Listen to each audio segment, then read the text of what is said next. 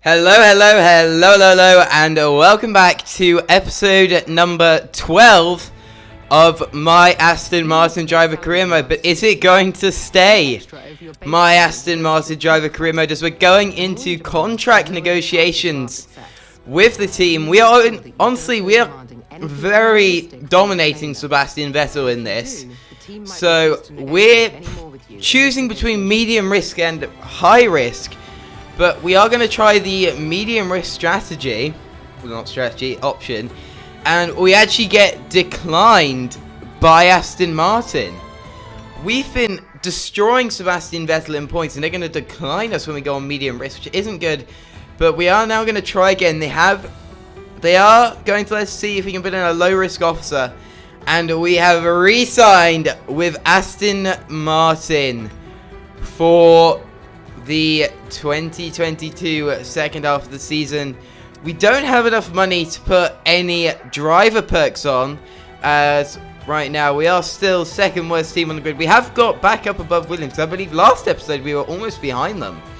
We were pretty much equal, as we're going to be looking to see hopefully quite a few upgrades for the French Grand Prix. I think we have a major drag reduction upgrade for the side pods, which you can see there comes on the 18th. We get a facility upgrade for quality control on the chassis, I believe, which is going to be actually really useful because we need to get these upgrades in as fast as we can.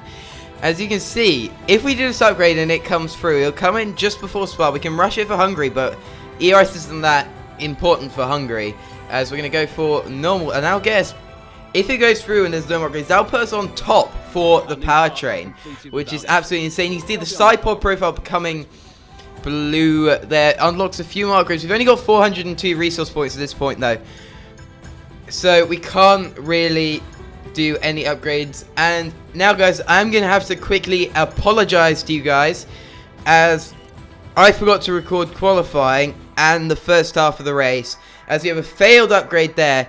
But I did manage to do that. That is completely my fault. Feel free to dislike the video.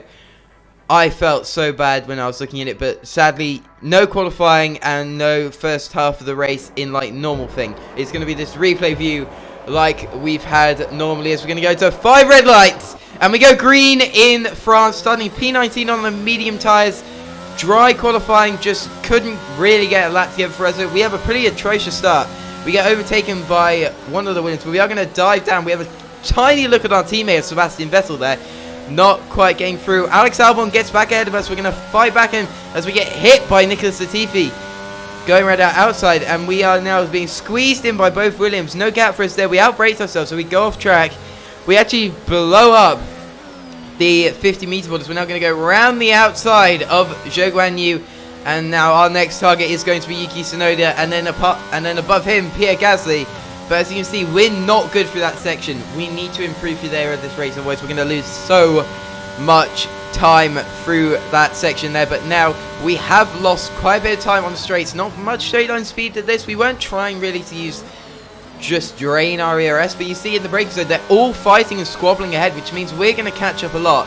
We turn the ERS battery on to try and get a run on Tsunoda, as he's stuck behind the squabbling AlphaTauri of Pierre Gasly and the Alfa Romeo of Valtteri Bottas, as we actually misjudge our speed through that corner and we go wide, trying to avoid those marker boards there as we go up the inside of Yuki Tsunoda. As I said, trying to avoid those marker boards, because that disadvantages me so much compared to the AI, because they don't go off the marker boards than we do.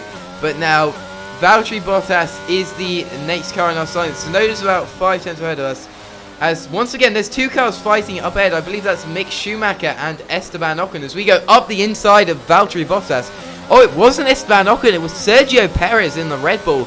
He's had an atrocious start, seeing as he's in the Red Bulls. Now we're trying to get a run on Pierre Gasly into turn 1. We're going to just about miss his side. Maybe had a little bit of wheel-to-wheel contact there, but not damaging in any way, as we're now up into P13 at the start of lap 2. This race is going swimmingly for us, as we now have the Alpine of Esteban Ocon ahead of him, and then the Red Bull of Sergio Perez ahead of him, which hopefully we'll be able to overtake, but I severely doubt that they are much better cars than us.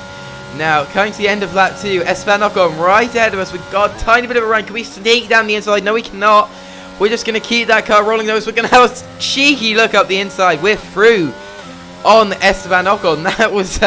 That was a move to really need to change your underpants afterwards. That was scary. As now Haas, our main rivals in the Constructors' Championship, one of their cars is ahead of us, but the other car, Kevin Magnussen, is in P8, which means we're going to have to score some points ahead of them. We're going to have to make up some places, try and overtake a Red Bull in this race to try and limit the damage coming from Kevin Magnussen being in P8. He's going to be scoring 4 points if it ends like this, as his teammate Mick Schumacher ahead of us locks up and we get a free position on the Haas. As I was saying, they are our main constructors rivals, and yeah, that's just where we need to be. On to lap 6 here. Perez still trying to make up some places out of P10. As you can see, Kevin Magnussen has fallen back down to P9, which is good for us. He's even closer to us now, which means we'll hopefully be able to make up some places and hopefully some points on the Haas F1 team. As Perez and Magnussen ahead, they're getting slowed down by Daniel Ricciardo ahead of them, as I believe my engineer told me before that he had an issue with his car, which might be slowing him down, or he's just maybe killed his tyres too early on, pushing, as his teammates up in P4, which is really good for McLaren. They're having a very good season compared to, I want to say Alpine. I don't think Alpine's had a really astonishing season compared to McLaren. I believe McLaren's had quite a few P2s and maybe a pole in qualifying, but not able to really take it through into the race. So we are not pitting there. We just outbraked ourselves a tiny bit there. Went a tiny bit wide there. As Perez still struggling to get past Kevin Magnussen. We have a massive snap on the exit of the final corner. That's going to hurt us down the straight. As you can now see, Esteban Ocon's quite close behind us, about 2.5 tenths. He's not going to try and dive us into turn 1, which would have been pretty bad for us, as we are slowly losing time to the cars ahead. Though that is expected in the, well, as Esteban Ocon's gone off our inside, we make a mistake, we let him through. Or was that tactical? As now we're going to get DRS on Esteban Ocon. We're hoping we're going to be able to slingshot past him. We're really not doing that well on ERS at the moment, as we're hopefully going to try and get past him. Not quite, he's going to stay ahead, but we are now going to be able to stay in the slipstream of the Alpine, which is a lot faster car than us at the moment. I believe they're 4th or 5th in the R&D chart compared to our 9th, which, yeah, it's a lot, but it is slowly, the grid is slowly getting closer and closer together. I believe at the start of the season there was about 250 points between the strongest car, which I believe was the Red Bull, and the weakest car, the Williams. Now it's only about 150. So the pack is slowly getting closer together, and at some point we're going to be pretty much driving equal cars in this whole competition. You see, Esteban Ocon has recaught up to Sergio Perez and Kevin Magnussen, but another car has joined the train at the front. Daniel Ricciardo has got past the other Red Bull of Max Verstappen, who I can tell you now has an engine issue, which is probably not going to be helping his race at all. Might actually help us a bit, as we're going to try and go around the outside of Esteban Ocon through the long left-hander. We're now side by side with the Alpine, seeing can we get up another place, and we're up into P11. He's still side by side with us. We're going to have the inside line through the final corner, though, the preferred line through that corner. We squeeze him out, and we are up into P11. Kevin Magnussen in the Haas ahead of us.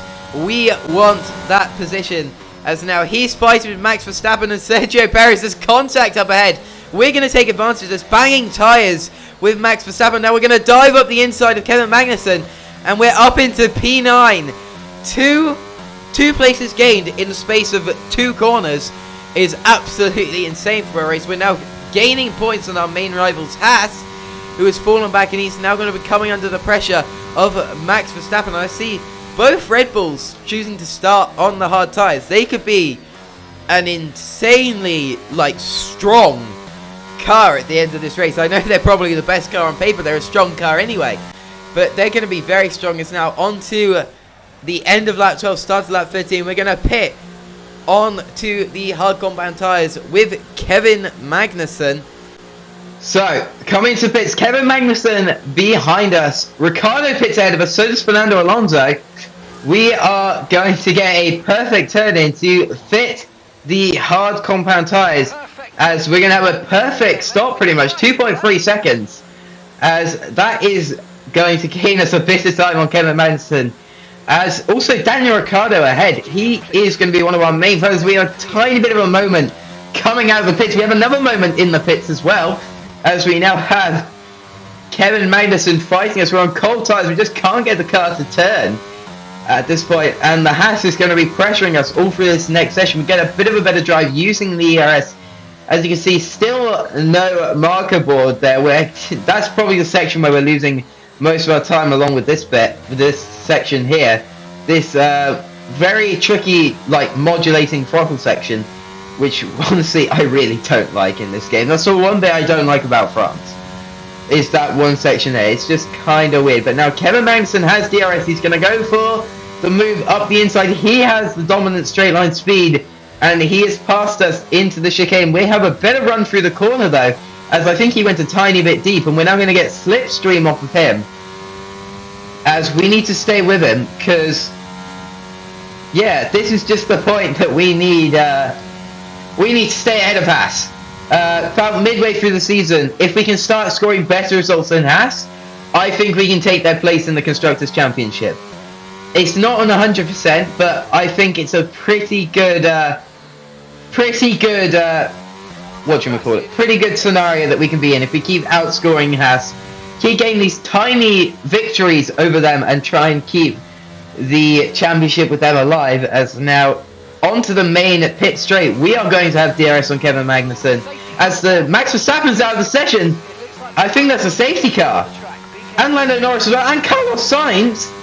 That is a full course safety car. As you see, Kevin Magnussen almost gets completely sidelined by the safety car. But now let's have a look at what happened here. On board Max Verstappen, beautiful camera shot this. Charles Leclerc is going to go around the outside of Max Verstappen as he spins it coming out of this corner, and that just shears the tyre off of the Red Bull. And then Lando Norris and Carlos Sainz just slam into the back of, I believe that's either Lewis Hamilton or George Russell. They're trying to slow down, and they just can't quite slow down enough, and they're both out of this race. And now here's Fernando Alonso. Is he going to do the exact same thing? Oh, he goes into the back of Sainz and takes out both his rear wheels. The Ferrari's not going anywhere. I know it's got the front wheel missing as well. As we're now up into P6 after that incident. Fernando Alonso ahead of us has a 5-second penalty. As now onto the restart, we're going to deploy the ERS, try and get the run on Kevin Magnussen. Sitting in the sixth stream, we go green off the safety car, and we're side by side with Kevin Magnussen. We're going to brake a bit later, squeeze him out, just leave him enough room to keep on the track. As now we're into a net P4 with Fernando Alonso's penalty ahead. This is an insane position for us to be in at this point in the race. We have Alonso ahead of us on the penalty. We're ahead of our main rivals, Haas, and then, I can't speak. And then Daniel Ricciardo ahead. We think he's probably going to pull away. So that just gives us another advantage over Fernando Alonso. We just need to stay within his DRS range, which we are not doing very well at this point in time. Kevin Magnussen is gaining behind us. He's going to go for a little cheeky look up the inside. We're going to cover that off, not let him past us at all. So I think Fernando Alonso might have a tiny bit of front wing damage from his collision with, I believe it's the back of the Spaniard, Carlos Sainz, his fellow Spaniard in this race, who, well, is out of this race now. And now Fernando Alonso has a 5-second penalty, and behind us his teammate Esteban Ocon is fighting with Kevin Magnussen. And that's going to just give us an amazing gap behind us, as we have a bit of breathing room. As you can see, through these corners, we're gaining so much on Fernando Alonso.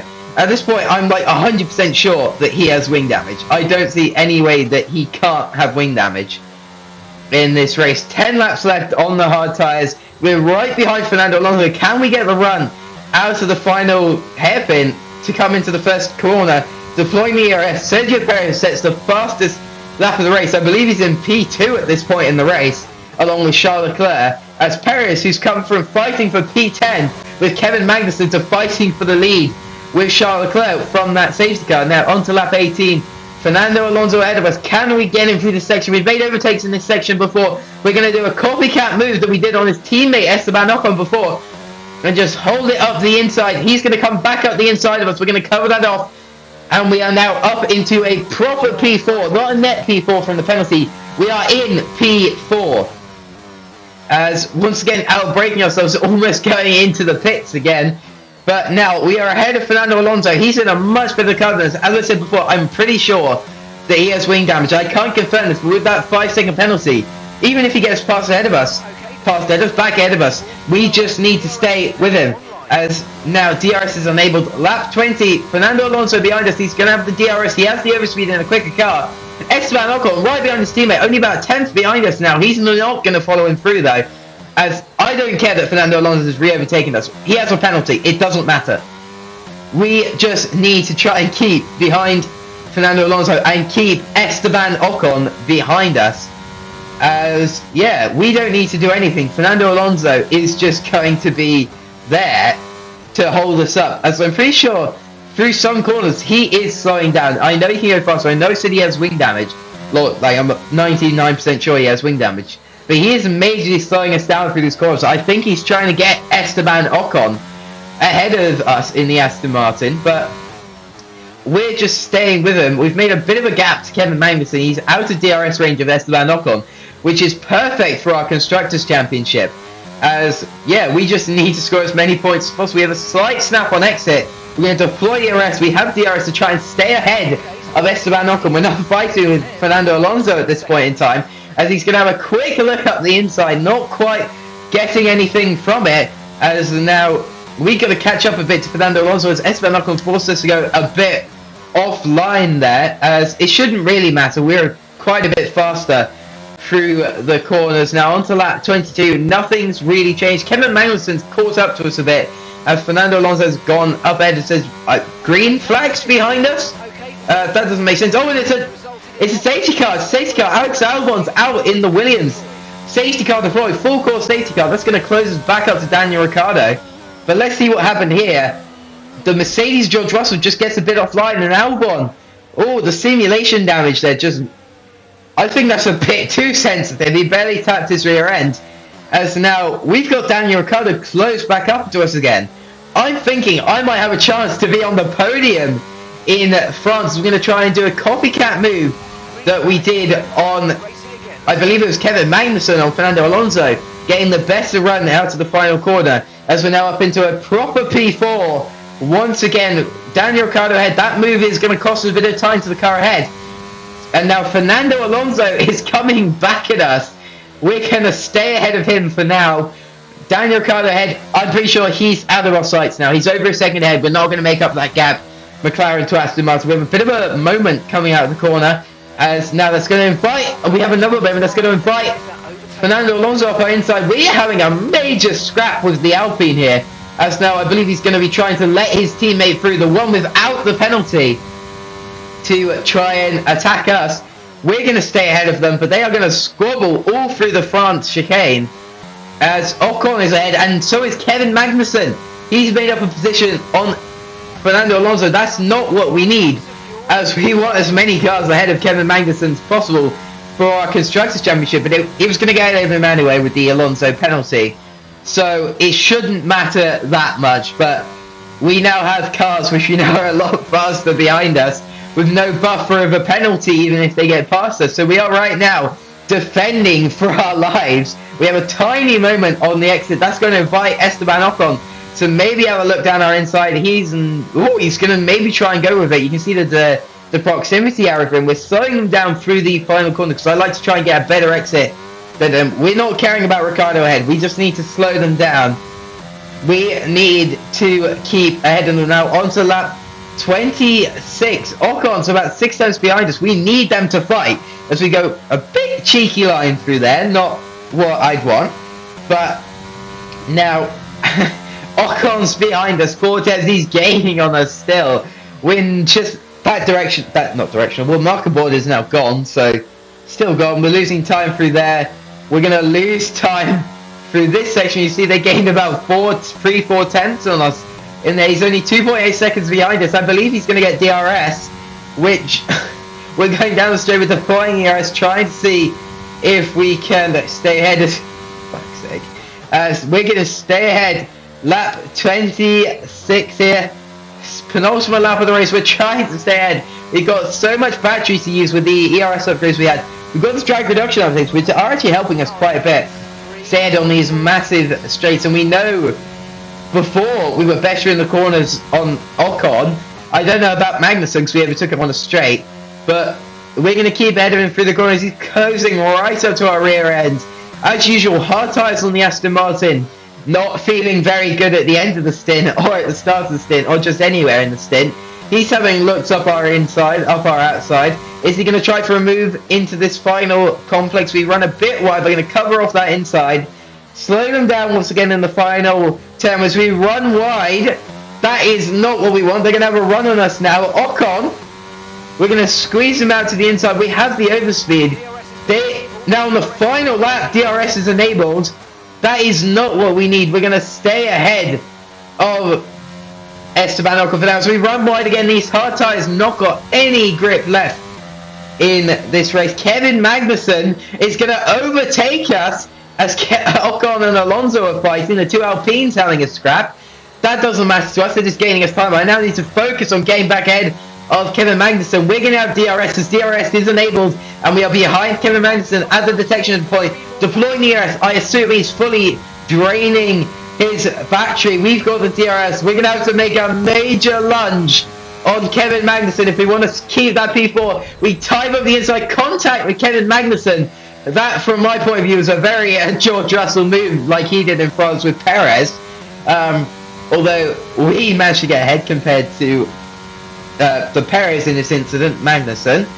But we stay ahead for now. We are up into a net P4. And we are probably going to stay ahead as Kevin Magnussen. Well, I mean, we know we're better in the corners. We know we can defend in these corners. So he's not going to get ahead. Not Kevin Magnussen. Fernando Alonso behind us with a 5-second penalty. If he fight Kevin Magnussen, that would be great for us. But we're not going to need him to. As for now, Sergio Perez sets the fast lap, then followed by Charles Leclerc, who's going to set the fastest lap. As Sergio Perez is going to win this race from starting, I think it was P10, as we are going to come home to finish P4 in this race. Let's go!